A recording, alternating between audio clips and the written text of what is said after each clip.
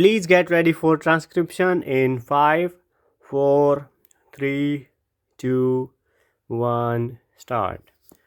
Honorable Speaker, Sir, to meet the needs of Amrit Kal and to facilitate optimum regulation in the financial sector, public consultation, as necessary and feasible, will be brought to the process of regulation making and issuing subsidiary directions to simplify, ease and reduce cost of compliance.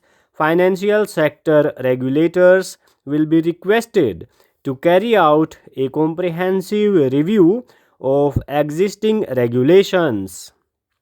For this, they will consider suggestions from public and regulated entities. Time limits to decide the applications under various regulations will also be laid down. To enhance business activities in GIFT IFSC, the following measures will be taken.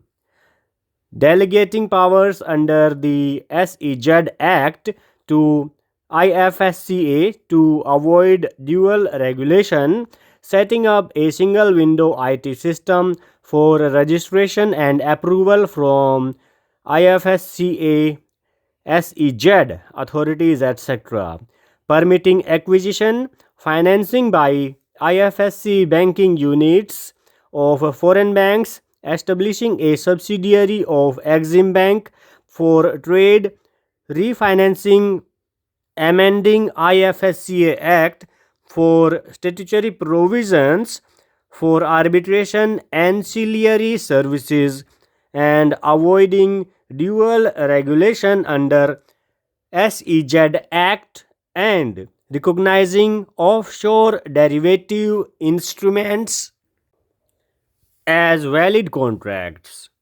To improve bank governance and enhance investors' protection, certain amendments to the Banking Regulation Act, the Banking Companies Act, and the Reserve Bank of India Act are proposed. To build capacity of functionaries and professionals in the securities market, SEBI will be empowered to develop, regulate, maintain, and enforce norms and standards for education in the National Institute of Securities Markets, and to recognize award of degrees, diplomas and certificates. A central processing center will be set up for faster response to companies through centralized handling of various forms filled with field officers under the Companies Act. For investors to reclaim unclaimed shares and unpaid dividends from the Investor Education and Protection Fund Authority with ease, an integrated IT portal will be established. Digital payments continue to find wide acceptance. In 2022, they show increase of 76% in transactions and 91% in value. Fiscal support for this digital public infrastructure will continue in 2023-24. For commemorating Azadi Ka Amrit Mahotsav, a one-time new small savings scheme, Mahila Samman Savings Certificate, will be made available for a 2-year period up to March 2025. This will offer deposit facility up to Rs 2 lakh. The maximum deposit limit for senior citizen savings scheme will be enhanced from Rs 15 lakh to Rs 30 lakh. The maximum deposit limit for monthly income account scheme will be enhanced from Rs 4.5 lakh to Rs 9 lakh for single account, and from Rs 9 lakh to Rs 15 lakh for joint account. The entire 50-year loan to states has to be spent on capital expenditure within 2023-24. Most of this will be at the discretion of states, but a part will be conditional on states increasing their actual capital expenditure.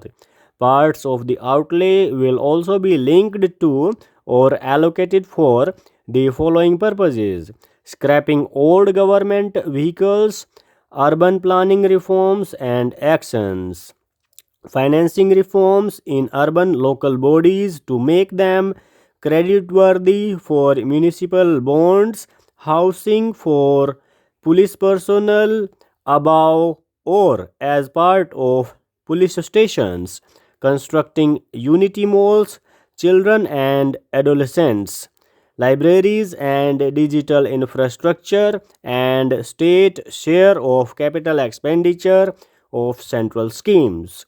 States will be allowed a fiscal deficit of 3.5% of GSDP, of which 0.5% will be tied to power sector reforms. The revised estimate of the total receipts other than borrowings is rupees 24 lakh crore, of which the net tax receipts are rupees 21 lakh crore. The revised estimate of the total expenditure is rupees 42 lakh crore, of which the capital expenditure is about rupees 7.3 lakh crore. The revised estimate of the fiscal deficit is 6.4% of GDP, adhering to the budget estimate. Coming to 2023-24, the total receipts other than borrowings and the total expenditure are estimated at rupees 27 lakh crore and rupees 45 lakh crore respectively. The net tax receipts are estimated at rupees 23 lakh crore. The fiscal deficit is estimated to be 5.9% of GDP.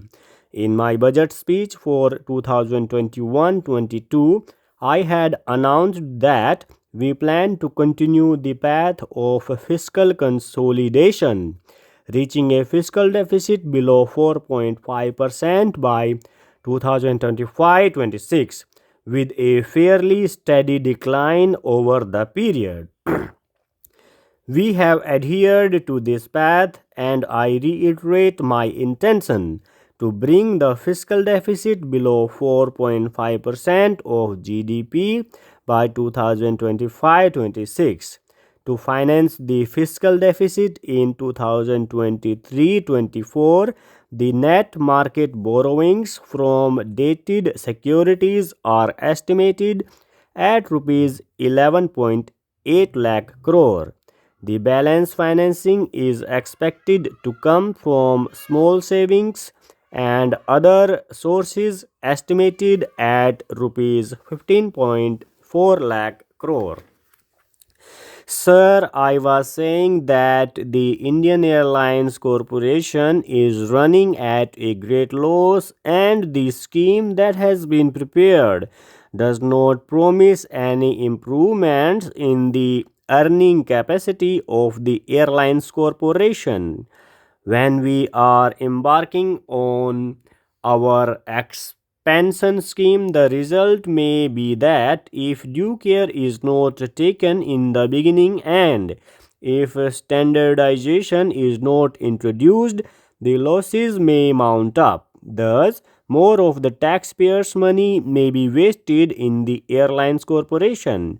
Therefore, sir, I would request the Honorable Minister to be very careful and scrutinize all the expenditure incurred with respect to the Indian Airlines Corporation and the Aviation Department, and see that there is no waste. Sir, the Honorable Finance Minister in his budget speech wanted great care to be taken so that there was no wastage in the government's expenditure. I would in this connection like to know from the minister in charge of this bill what steps are being taken by the government to see that there is no wastage in the aviation department. The Air India International is of course running at some profit, but it is purchasing 3 more Boeings, and if the present level of travel is not maintained, there is every likelihood that the Air India International may change its profits into loss. Full stop.